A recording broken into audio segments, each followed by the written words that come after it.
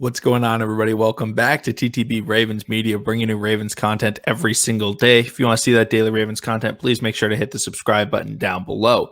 Now, what I'm going to be talking about in today's video is once again, it's my personal opinion.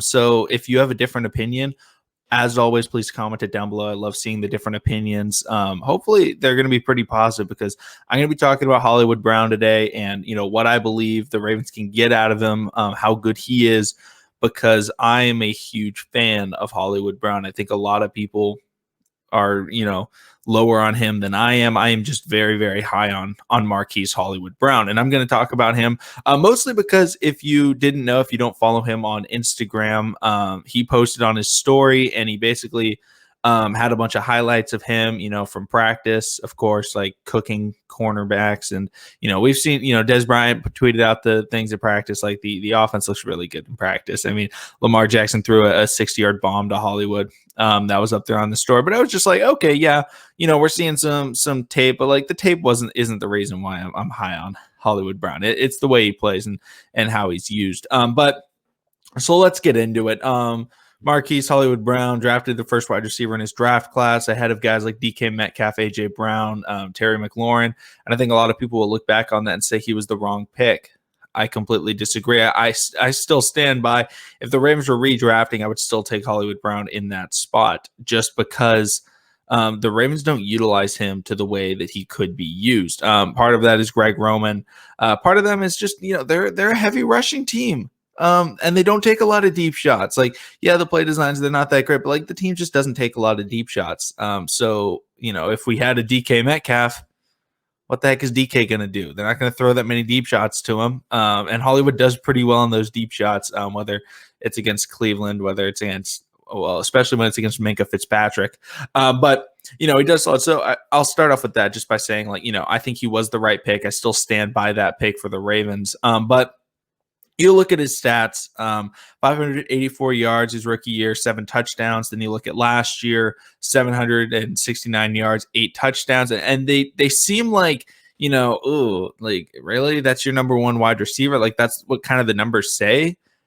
But at the same time, you have to take into account how often the Ravens run the football, how limited their throwing really is, how much of a focus the tight end position is in the Ravens offense.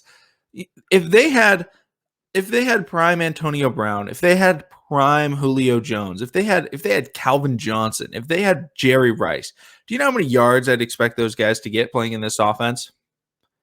Maximum of maybe, I would really be pushing it if I said 1,150 yards. Like, it just wouldn't happen. The Ravens still wouldn't be throwing the ball. Now, they would run a little bit better routes than Hollywood. They would have better hands, but like, come on, Hollywood just doesn't get that many targets unless it's in the playoffs. Hollywood Brown is actually the 9th all-time receiver in receiving yards per game in the playoffs. And the guys ahead of him, almost all of them have played in like 1 or 2 games. Hollywood's played in 3, but he's played more than the guys ahead of him. But he's ahead of guys like DK Metcalf.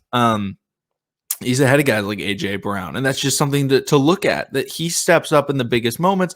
And those biggest moments are really when the Ravens are like, oh, wait, maybe we should throw the ball. And then they throw the ball and Hollywood Brown balls out. Every single playoff game, he has played very, very well. And that's just something where it shows like, okay, yeah, when they throw the ball, he's very good.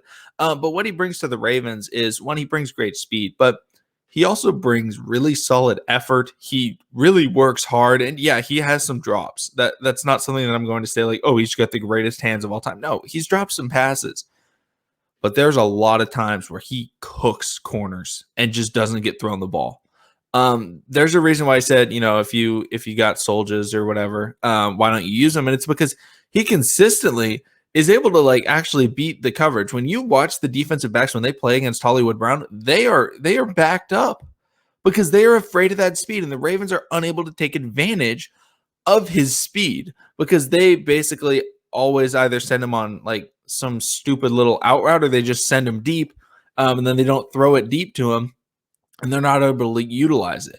But, we've seen what he can do in the underneath game. Look at his first game of his career against the Miami Dolphins. RPO right across the middle, takes it to the house. You look at the Titans playoff game last year. He burned a guy I believe it was the playoff game, may have been the regular season game. He completely cooked a guy on a double move. Hollywood Brown's double move is phenomenal. Like, he beats guys almost every time on that double move. The problem is the play design. I mean, any Ravens fan that's watched the Kurt Warner video has seen Hollywood Brown beat guys on double moves, but then at the same time, Mark Andrews is running some streak right next to him, so he's not technically open. Heck, we can even look at the first playoff game against the Tennessee Titans when Hollywood Brown caught the pass at the end of the first half. Justice Hill is running right next to him. Like, he makes the great one-handed catch. You know, we've all seen that play, but like Justice Hill's like right next to him. Like, what are they doing? Like, the play schemes are just not good.